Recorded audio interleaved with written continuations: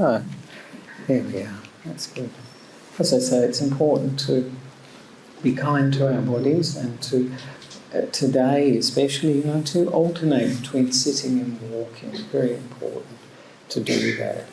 And I think most people have an idea of walking meditation. Maybe I've just mentioned a little bit at the beginning, just to say with the walking meditation we choose a walking path. It can be inside, outside, doesn't matter. And ideally about 20, 23, 24 paces. The Lord Buddha used to, I think, have 16 paces, they say. I don't know how they know this. And then just to start at the beginning of the path, keep the eyes down, but not, not right down. Perhaps a metre or a couple of metres in front of you, not looking around. Establish mindfulness, just being here now in the present moment, and then just calmly walking from one end of the path, however long that is. Here, it will probably depend on where you're walking and who else is there. So that's natural. And then when you get to the end of the path that you're walking on, to stop, slowly turn around, establish mindfulness, keeping the gaze down, and then walk back. And we can just keep walking up and down that way. We can also bring up positive emotions, like, for instance, that theme of offering the practice to the Lord Buddha. We can offer a walking meditation. Each footstep that is mindful, we can offer to the Lord Buddha. Each breath, when we are doing a breathing meditation that we're aware of, we can offer that. So that's offering mindfulness, offering our meditation. And when we do that, as I mentioned before, it can bring a lot of energy, inspiration, the energy of inspiration, gratitude, or thanks. And also it can bring up a lot of respect and faith and empower our meditation. So just to walk up and down like that is very helpful for the mind. What do we pay attention to? To the feet, usually. To the feet moving. We don't have to walk very slowly. Some people like to do that, the Mahasi approach, where you walk very slowly. It's good in the sense that you don't need a long path, a very short path. I even know a monk who would do that, stepping the right foot and then the left foot in a very small space. So you could walk this way and then back again, as it were, sideways, because of space. But the main thing for whatever meditation you're using is to have that object, have the feet in mind. It doesn't really matter too much how we go about it, as long as Ajahn said, it works for us to make the mind steadier, more peaceful, and bright, to be present, to be mindful. It's fine. Then that's working for us, and it's fine. So today, as I mentioned, the talk will be about the Noble Eightfold Path, because I've been giving talks about the Four Noble Truths, and I think I've given one on the first and second Noble Truths and the third Noble Truth as well. So of course, the fourth Noble Truth is essential, but because if the Buddha only taught the first Noble Truth, most people think, I already know this. They know that there's dukkha in life, there's difficulty in life, there's unsatisfactoriness in life. There's physical problems of old age, sickness and death, isn't there? And that's always part of our experience. And also the mental aspect of that we experience, not getting what we want, and all the different states of mind we experience, like depression, anxiety, anger, and all these things. These are all part of the first Noble Truth, the dukkha and satcha. And I think we are all familiar with these.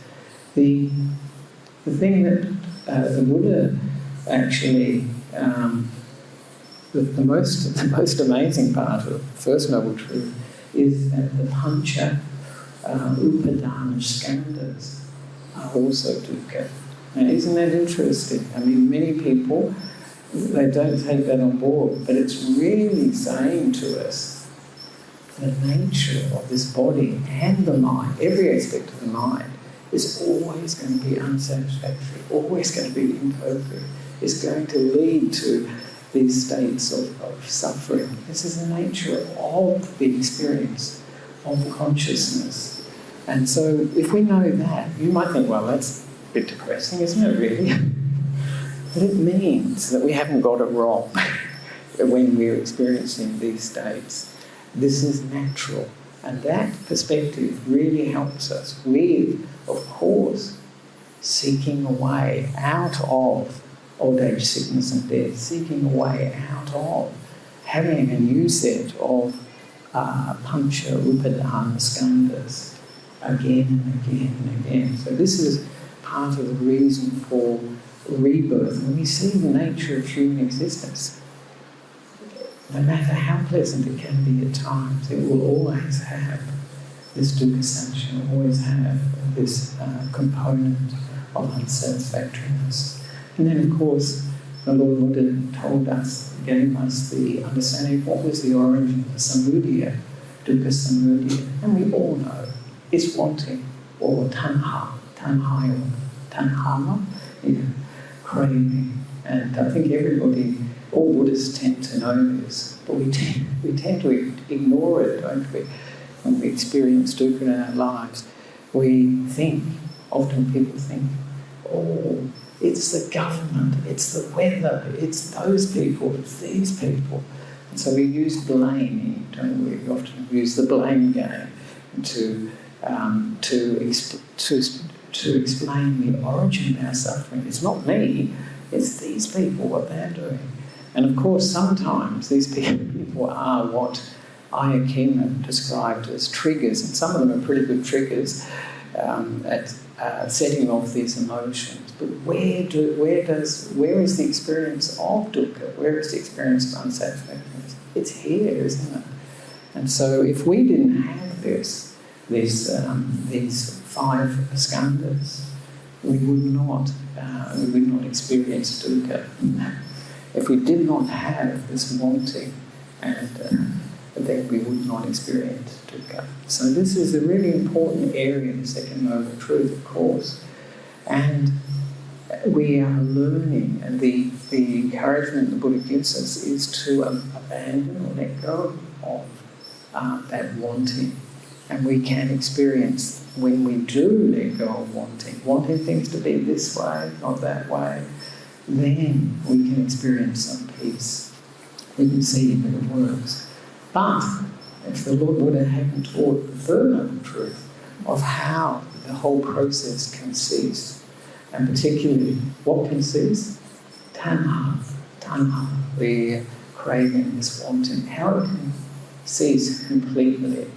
And of course that is seeing anicca, dukkha and anatta at a very deep level. And especially the really radical idea that we aren't the craving, we aren't the wanting, we aren't the ones that are choosing, that these are conditioned states of mind. That is most people, when they're out there shopping, they think it's me who's doing this. But of course there's so many things of conditioning, what we want, advertising, our friends, our culture, the time we live in, many, many things. But, so the Lord Buddha taught this way out. But had he not taught the path, the practical way to develop, to reach this ending, this ceasing of wanting, then we wouldn't have a path of practice. Then we'd have probably a philosophy, wouldn't we? There are many philosophers, great ideas, but how are they realised? And of course this is the genius of the Buddha, that he gave us a path of practice that will take us to enlightenment, take us to the ending of wanting, craving, tanha, take us to the ending of rebirth.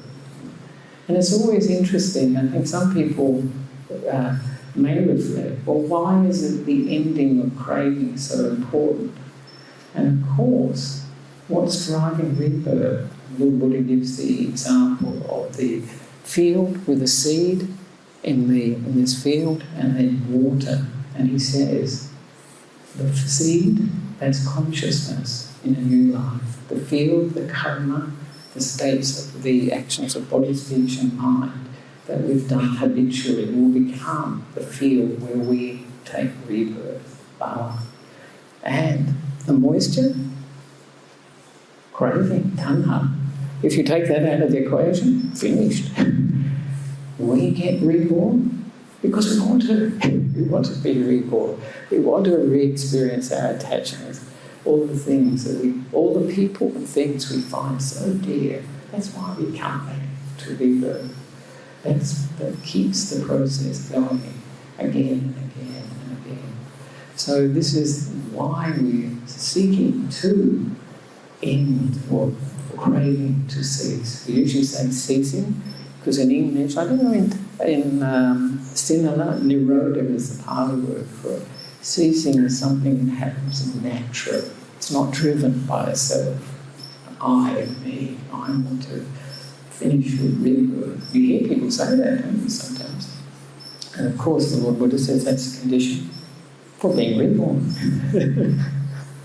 So this is the wonderful thing, that we have got a path to practice.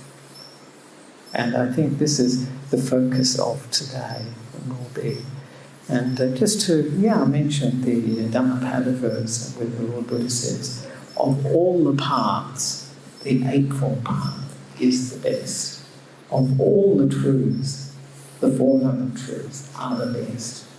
Of all things, passionless, this is Viraga, I think, is the best. Of men, the seeing one, of persons, really the seeing one, the Lord Buddha is the best. So very so wonderful, the Noble Eightfold Path. And the Lord Buddha mentions, there's a lovely sutta, I mention it quite often when I'm talking about the Noble Eightfold Path, where the Lord Buddha, Venerable Ananda, he goes into Savatthi, probably for alms round, and he sees Janasoni, the Brahman Janasoni, in his chariot.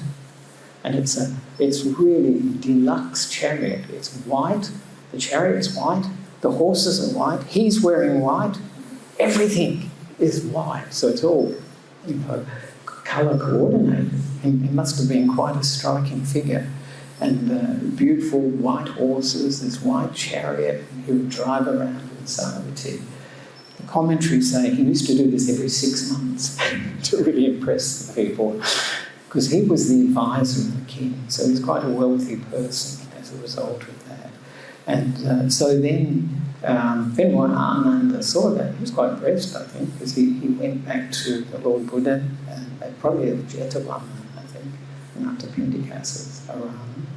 And he said to the Bhante, I've seen this vehicle, it's like a divine vehicle. It's what you'd expect Davis to drive in. And you have sometimes, I don't know if you've seen pictures, I've seen pictures of Davis in these sort of chariots, with beautiful chariots, ornate chariots. And he said, Venerable Ananda said to the Lord Buddha, is there a divine vehicle in the Blessed One's teaching? And the Lord Buddha says, yes. And he says, what is it? It's the Noble Eightfold Path.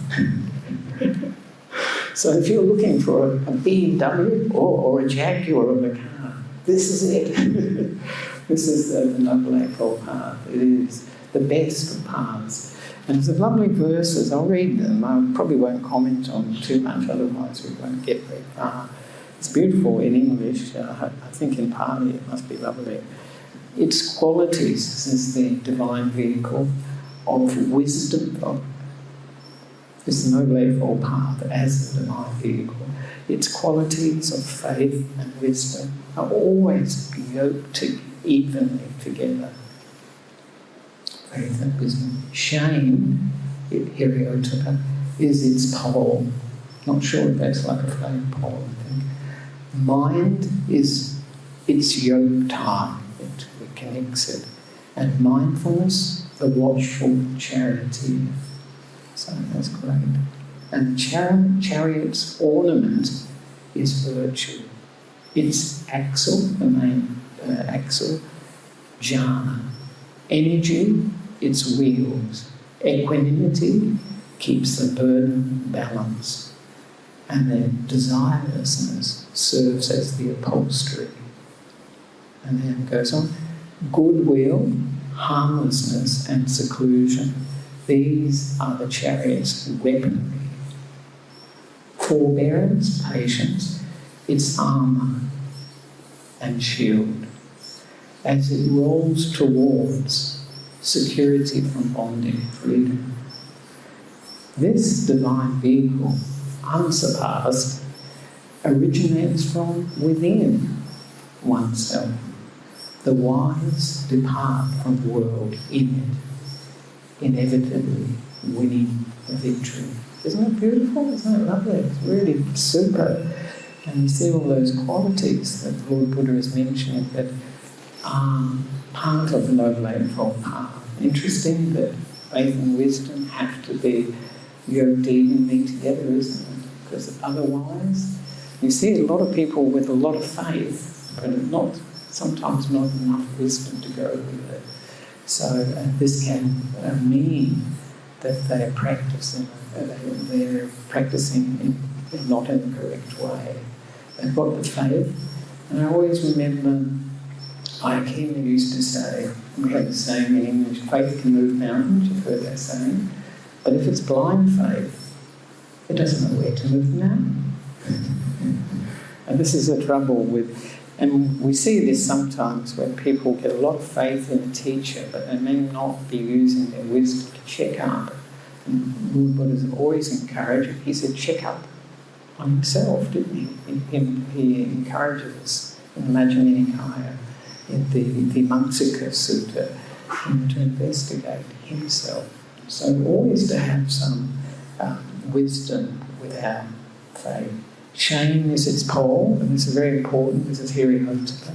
There's quite a lack of it in the world usually these days.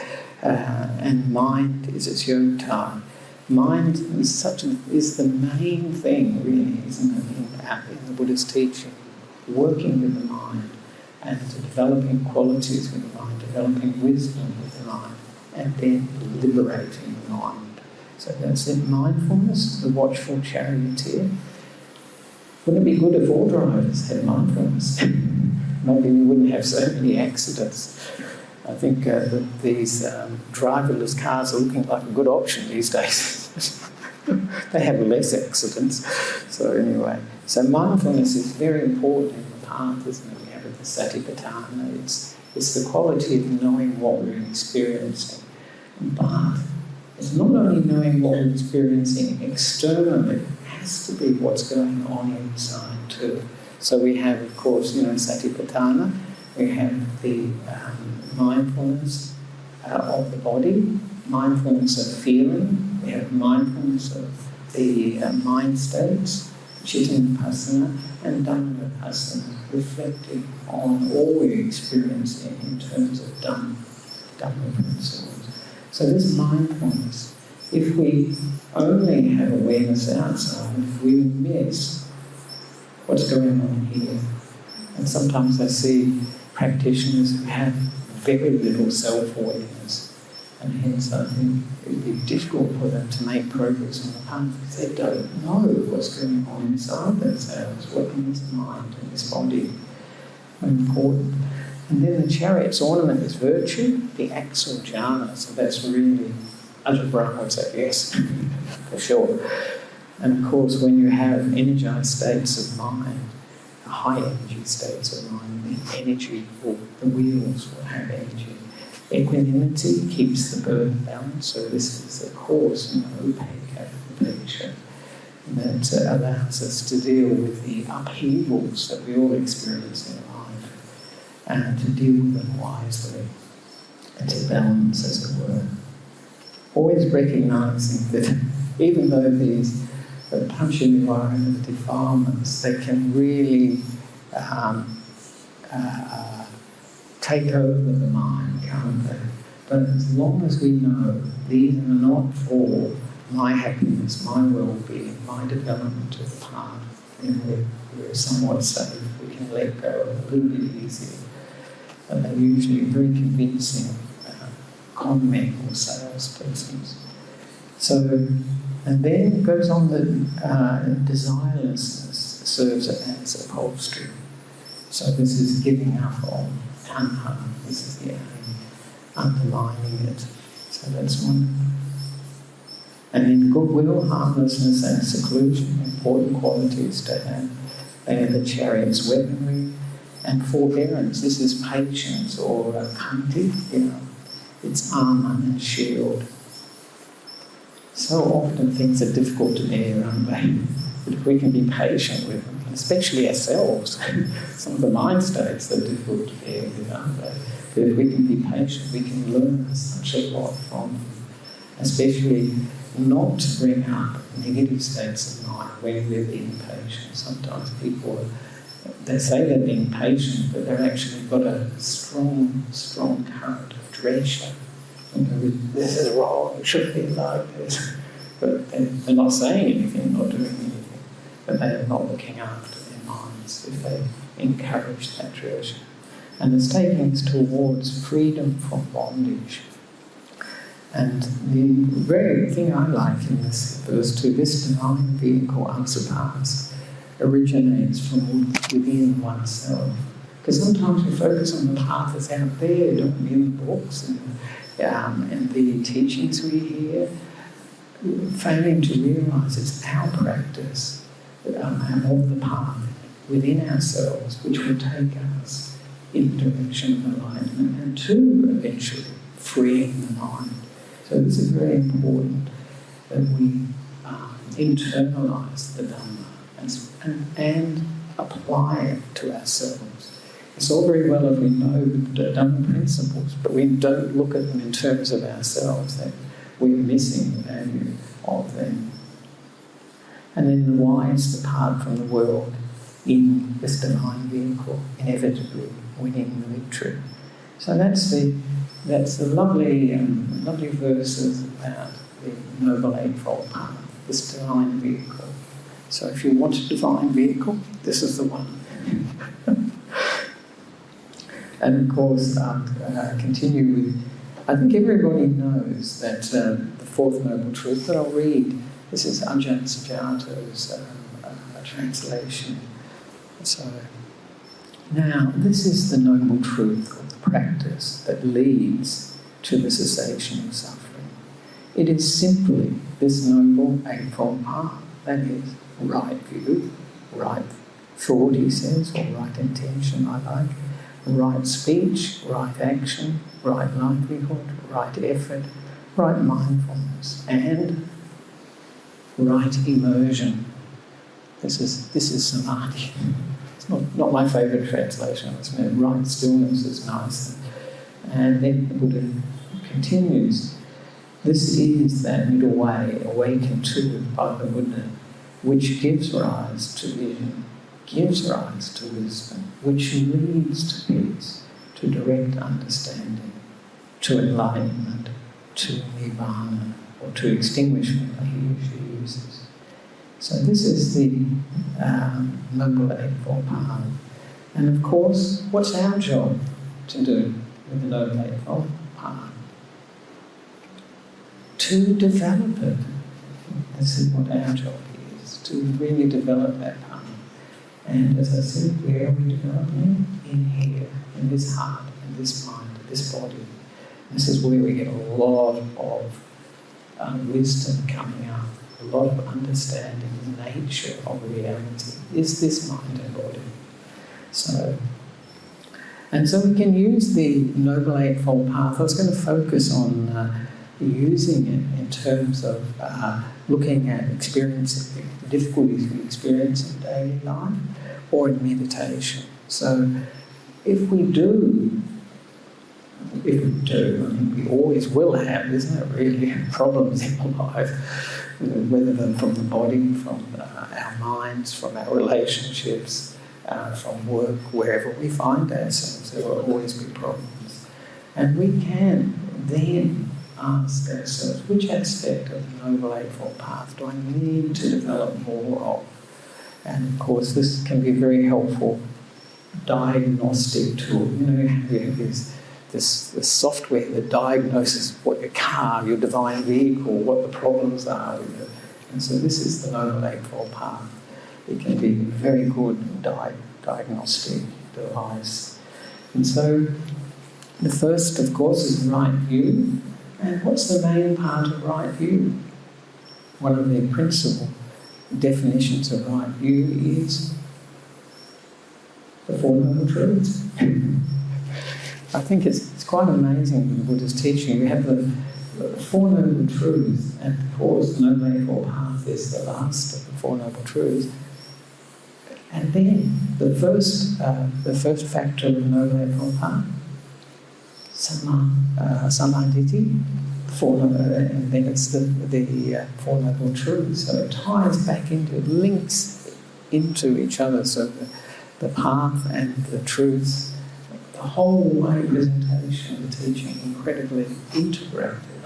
And I find that just amazing. It's just so, in a sense, beautiful, isn't it? The way it all fits together. And it certainly shows the mind of a genius. King used to call Buddha a spiritual genius. I think it's quite nice. So we can use these as the Four Noble Truths, particularly, are very useful for looking at our lives when we're experiencing difficulties, because the whole framework is set up, isn't it, to analyse problems. So the first Noble Truth, of course, is the problem or the sickness. Sometimes it's called like the illness that we're experiencing. And so just to be very clear, what's happening? And when we have the focus, what is this problem? What is this sickness? We step back a little bit. Because usually when we're experiencing problems, anxiety, fear, or anger, whatever it is, about situations, we're so caught up in it that we don't stand back and say, what is this? And of course, this is how the Lord Buddha phrases the first Noble Truth. This is dukkha. So just standing back, not owning it, not taking it personally, just saying, this is what I'm experiencing, very unpleasant. And then to look at, well, what is this that I'm experiencing? Is it my mind's reaction to something outside of this body and mind? Or is it some view that I have that's causing this problem, this unsatisfactoriness, this anxiety, fear, or anger? So that's very useful. And then to diagnose the cause is great. This is the what's causing this problem or illness. And it's always wanting. So that's very helpful, actually, because as Ajahn Brahm often, you heard him say quite often, then when we're having problems in life, we say, what is it that I want or I don't want? Because it goes both ways, doesn't it? Often it's the don't wants that are quite prominent too. So if we recognise, what that wanting is, then we can do as the Lord Buddha encourages us, let go of it, realise that it is causing a lot of the problems that we have. Well, it is causing the problem we have. And we can experiment. I know King would often say, if you have a big problem going on in your life, whatever it be, just bring it to mind. And just let go of that wanting it to be different. Just let it be. And when we do that, I find it leads to peace, actually. And but it's not easy for us to do because there's a whole justification in our mind, a whole reason for why, why we want the outcome that we want. And then, of course, the third Noble Truth is like when we actually can develop the letting go of that cause. This is the medicine, really. Of course, it's a very profound one in terms of the Four Noble Truths, but because sometimes we can abandon that wanting, you can let go of it for a while, but to let go of it totally really means that we have to have understood deeply that it is impermanent, anicca, and it is dukkha, it's really unsatisfactory, imperfect, and it is not personal, not self. And this is an anima. And of course that's 100% letting go. That is the complete ending of that wanting, that particular illness. And then of course the means, the course of treatment we need to take is the Noble Eightfold Path.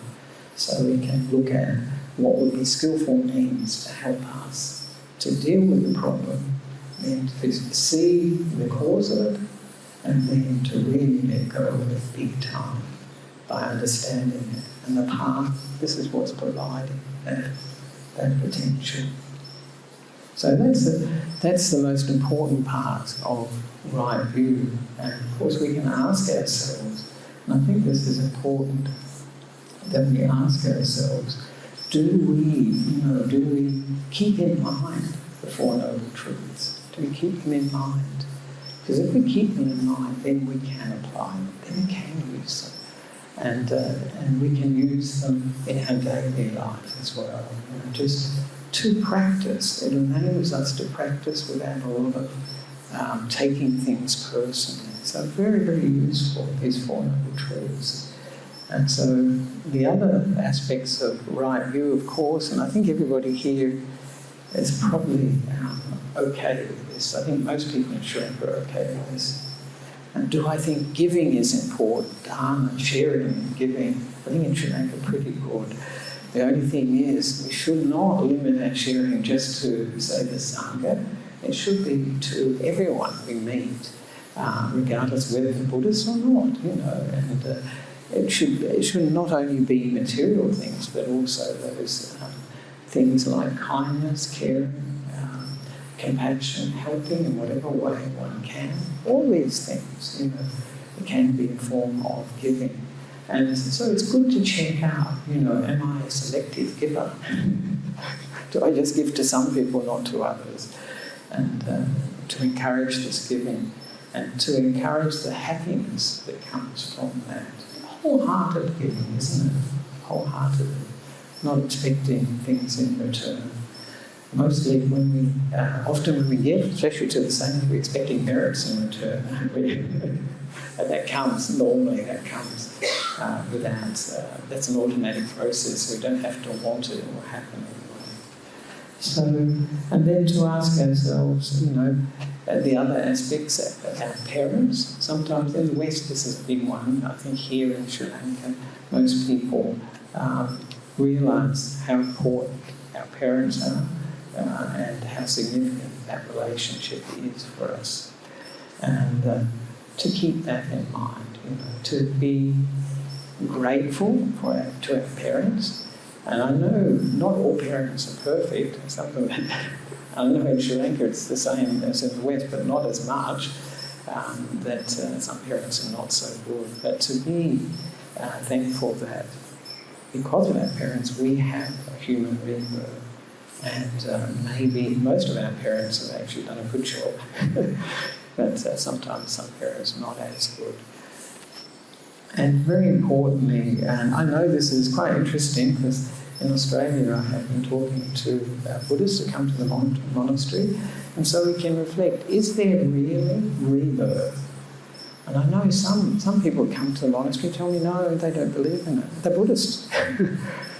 And I think, well, what's the point? If you think it's all going to end, we can relax. It'll just end, the body will die, and the mind will die, and finished, all over. But of course, that's not taking into account that the Lord Buddha was fully enlightened, and he saw that this is not the case. He had millions of rebirths before, and that was a very strong, something that strongly propelled him towards developing insight and freeing himself from rebirth. Because he would have seen this and thought, wow, waddy, too much, and then wanted to finish with rebirth. So not many people get to see their previous lives, but I always say, check out YouTube. YouTube's got everything, hasn't it, good and bad. and if you look under reincarnation, you'll see some stories from people who remember their past lives. Some of them very, very convincing, I think. So I encourage, and the whole point of the Buddha's teaching is really the end of rebirth. This is what he's aiming at, because he's just saying this process, you'll never get it perfect. He saw millions of lives. He saw that he never got the perfect happiness, the lasting happiness. He never found what he was searching for in those lives. And that this is the nature of samsara, of reality. It's this unsatisfactoriness, this impermanence, and this non-self. So he would also contemplate it. Who was I in this whole procession of different persons, different bodies, different names, maybe even different sexes?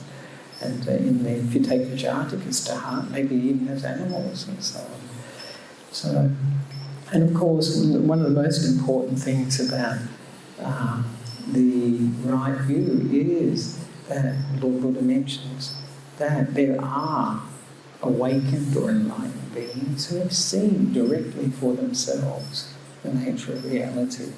So for each of us, we can ask ourselves, do I really think it's possible for me to become enlightened, for this person to become enlightened? And this is an encouragement. Of course, me or I, that can't become enlightened, but the mind can become enlightened, it can become liberated. So, because sometimes people think, the Buddha's teaching is about awakening and enlightenment. Yeah, not me though. I can't do that. Or maybe I'll wait until Maitreya Buddha, and then it'll be easy. I'll be in the slipstream, and it'll be so easy. But of course, many people at the time of the Lord Buddha, they didn't follow him or didn't practice the path that he was teaching. So. And of course, I think the second, that's the first factor of the Noble Eightfold Path, samadhi. And that's really important, isn't it? Because we can have our views can be so out of keeping with reality, can be out of keeping with bringing happiness to our minds. I always say to people, and I realised in the last few years how much we run on views. We have views about everything. When I say views, because the word in English doesn't really quite, to me, doesn't quite give the whole force of it. It's belief and it's opinion and all this, but there's a whole story that goes with it. And it's amazing. I can see it quite often with myself. We believe it all the time. If we see something or we hear something, we may not have seen or heard it correctly, but we'll have a story immediately. And the example I often give is we see someone in the distance, we think, oh, it's him, yes, I must go and have a cup of tea with him, I must meet up. And they get close and no, it's not them at all. Someone that looks like them.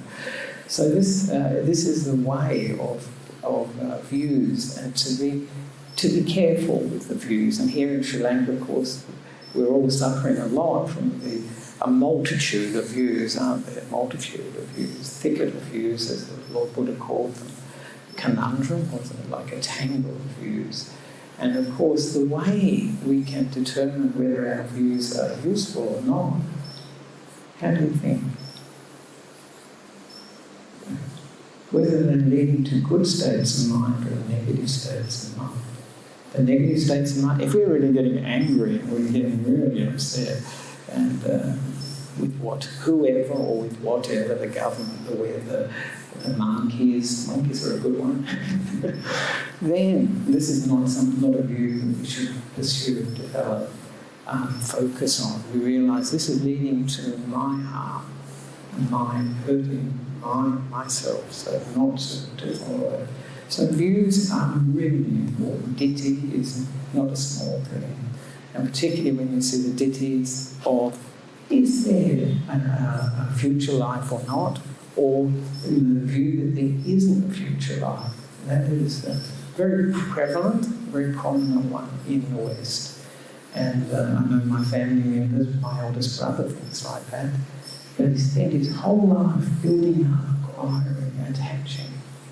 And then to think, finished, all goes out. Gee, that's really depressing. It really leads to despair in the mind. So with our views, just check up on what they're leading to. They're leading to something good, wholesome, something that really supports our lives, takes us deeper into the Noble Eightfold Path. So view is so important. But of course, just to the second factor of the Noble Eightfold Path, and this is Samma Sankappa. I think you hear so much about it from Ajahn Brahm. I use it a lot too. I mention it a lot. I call it right intention, and Ajahn Brahm calls it right motivation, right attitude. Some people call it right thought. But this is such a good indicator of how we should practice the path, how we should live our lives too. And this is really important for us. If we can ask ourselves, are we looking for our happiness in sights, smells, tastes and touches? Are we really spending all our time trying to find happiness through these things? And of course there is happiness on offer from them. But if we go that direction, if we are interested in great movies, videos, the internet, music, food is always a good one, food, and also pleasant smells, touches. If we go that way, we're not going to look inward. We're not going to develop a spiritual path. And in terms of this Samma Sankappa, that is nekama, renunciation. And of course the most famous renunciation, the great renunciation, Maha Nekama, was the Lord Buddha leaving the palace, wasn't it? Because he had all the comforts, all the pleasures, but not enough. They weren't meaningful, they weren't giving him an understanding of the nature of reality, a way of dealing with old age, sickness and death. So this is where the spiritual path is developed, when people turn away from seeking all their happiness out there. It's not possible that we will stop looking for happiness through our seeing, hearing, smelling, tasting and touching until one's an anagami or an arahant. Before that, there's always going to be some of that seeking for pleasure in the sense of the Lord Buddha always mentions that this is very low happiness compared to the happiness of the mind. And it's always a very important aspect of the spiritual path is realising that what we experience out there, yeah, there's a real world out there for sure, but the way we see it is coming from here. We're the projectors, you know. Some people are living a nightmare, aren't they? They're living in a hell realm. And we're living in the same space as them, but we may not be, or hopefully not in that sort of hell realm state of mind.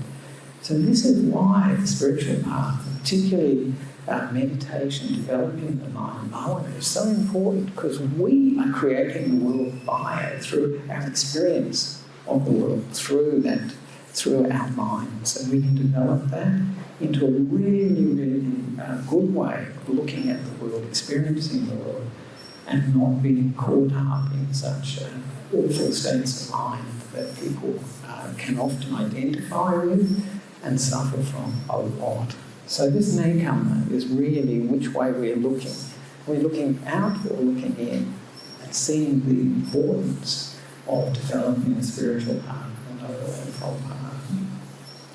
And also, of course, we have the Lord Buddha talks about developing avihimsa sankara, and this is thoughts of non-ill will. We say non-ill will. So if we're developing, if we ask ourselves, do I often have really negative thoughts and emotions? Is there ill will there? Then we have to look at developing avyapada, don't we? We have to look at the opposite, to develop this kindness, this particularly Maitri, isn't it? Maitri Bhavana, kindness. A very good translation for Maitri is friendliness, being very friendly. And also patience, contentment, thankfulness, gratitude, and joy with others' qualities. So we develop these positive qualities to deal with these negative, to become part of our character and personality, really.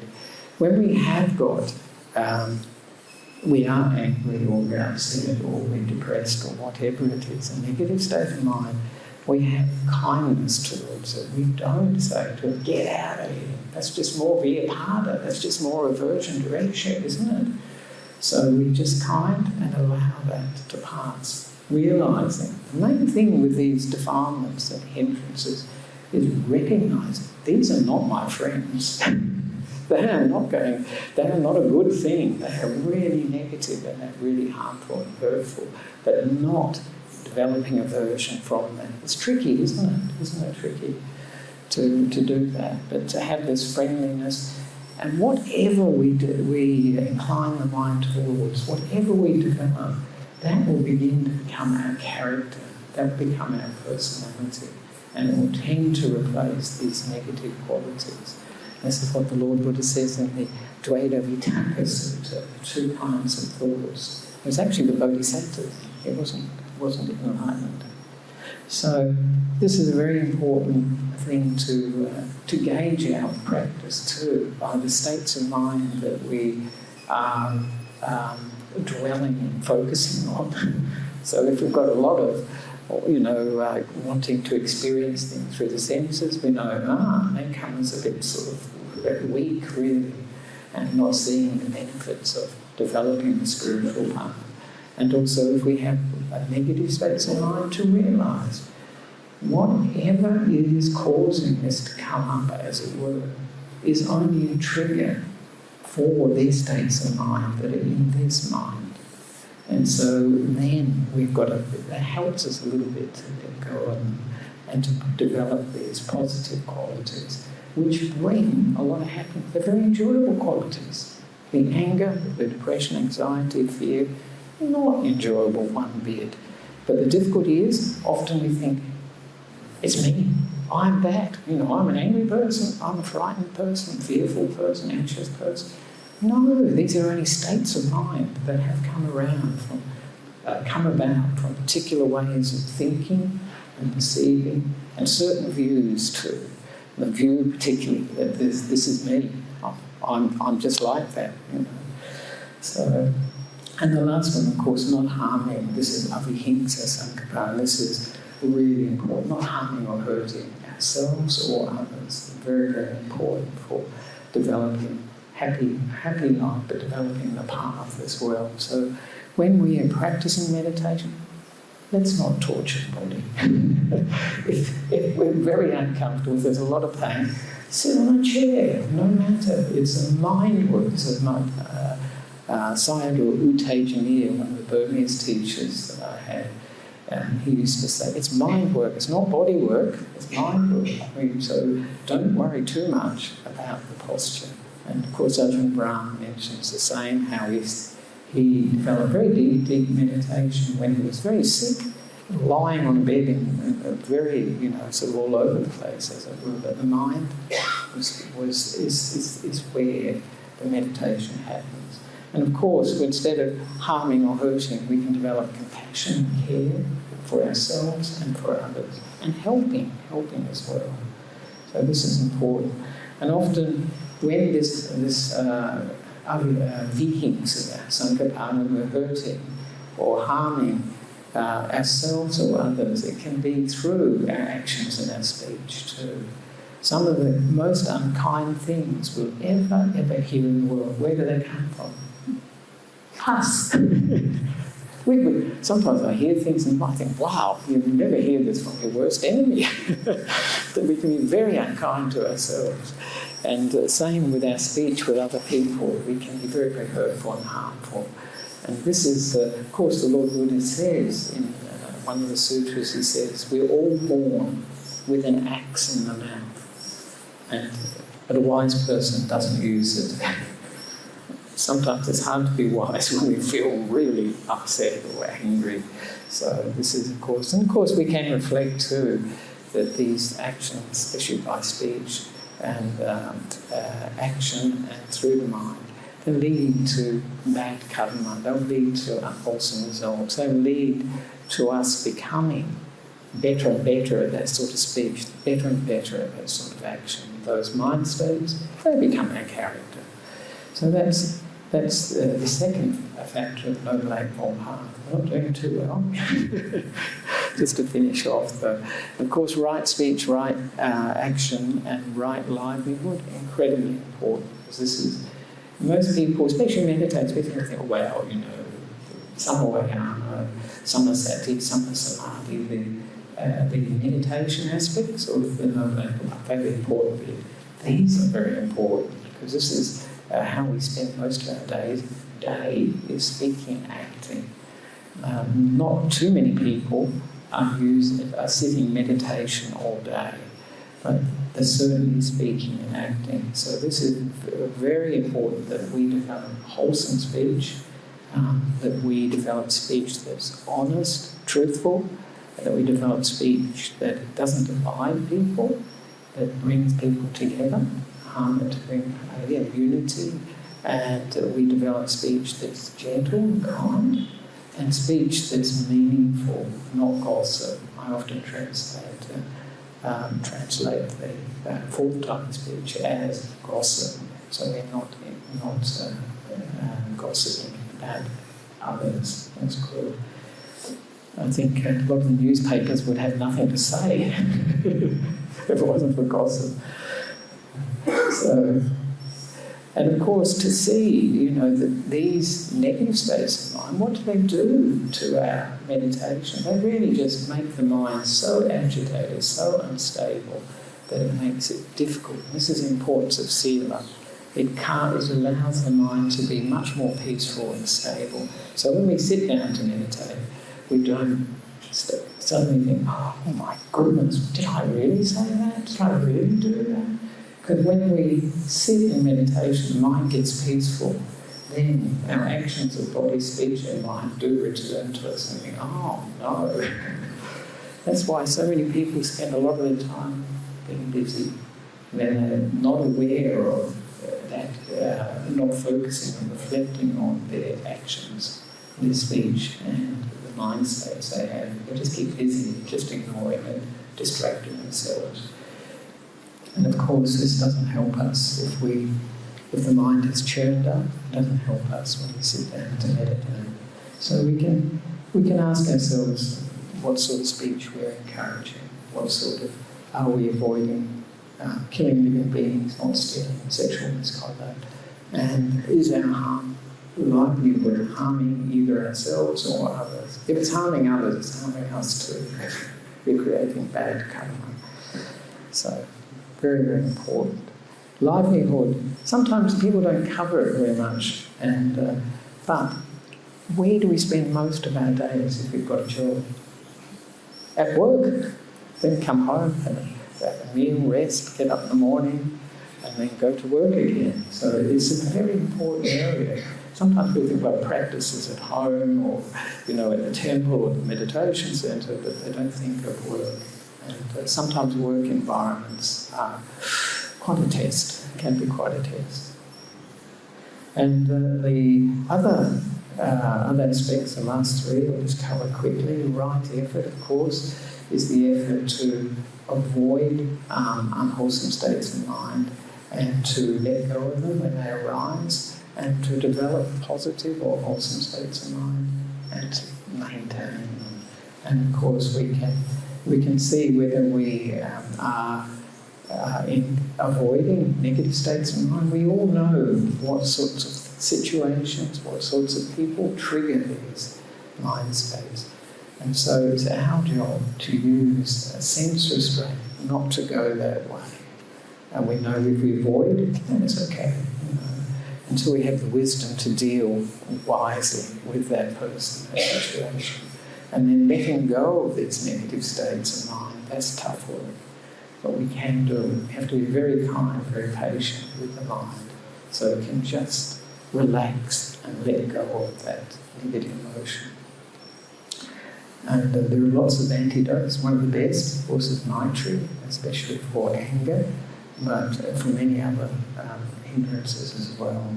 But the shortcut of always, in terms of Samamayamurati, developing wholesome states of mind. So if we incline toward good states of mind, positive states of mind, that will become our character, that will become our personality. Then these negative states of mind don't get such a chance, such an opportunity to come up. And maintaining, that's the important thing, keeping those positive states of mind going. I call this the Ketipara, the shortcut, because it is the shortcut if we develop wholesome states of mind. And and then samasati, of course, I mentioned that before. We can ask ourselves if we're developing a mindfulness in our lives. Are we developing? Oh, has it got tired? Hello? I'm back again, there we go. Thought the battery might have gone. Are we developing mindfulness in our lives? Are we more present with whatever we're experiencing? And are we, another aspect of mindfulness, remembering the Buddha's teaching. Because if we are present and with the present moment, but we don't have the Buddha's teaching in mind, Dhamma Vipassana, then we may be experiencing negative things, but we're present with it, but we don't know how to handle this, how to look at this, how to deal with this in a skillful way. So this is very important that always in our minds there is that sati of the Lord Buddha's teachings. And as I mentioned, there's the four satipatthānas, so it's body and mind, so very important. And I mentioned Dhamma Vipassana, and the last aspect of the Noble Eightfold Path is when that sati becomes more continuous, moment by moment, then it will become a steady stream, which will become samadhi, become still. It's got a steadiness to it, a stability to it that will be very, very useful for the mind. Because when the mind starts to have continuous mindfulness, then the hindrances are going very much. And when the mind is really still, they've already gone. And so we can ask ourselves, how steady is my mind in meditation and daily life? Just reflect. And I think most people are quite distracted, mind all over the place. We're multitasking, as they used to say, very much, here, there and everywhere. But that steadiness of the mind is such an important quality. Perceive deeply, for having the power of mindfulness to see the nature of reality. So this is, and Ajahn Brahm, he uses that a good image, a good way to gauge our samadhi is how peaceful the mind is. And he has that, that idea of a peaceometer, like a speedometer, and the more peaceful it is, the more samadhi it is. But there has to be one other quality with it. What is that? We can be very peaceful, but not mindful, not aware. So it's peacefulness with awareness, bright, sharp mind. That's very, very peaceful and still. And then it's ready to see things as they truly are. So that's the divine vehicle. It's pretty good, isn't it? It's a wonderful vehicle, actually. I think it's really the Rolls Royce of spiritual path.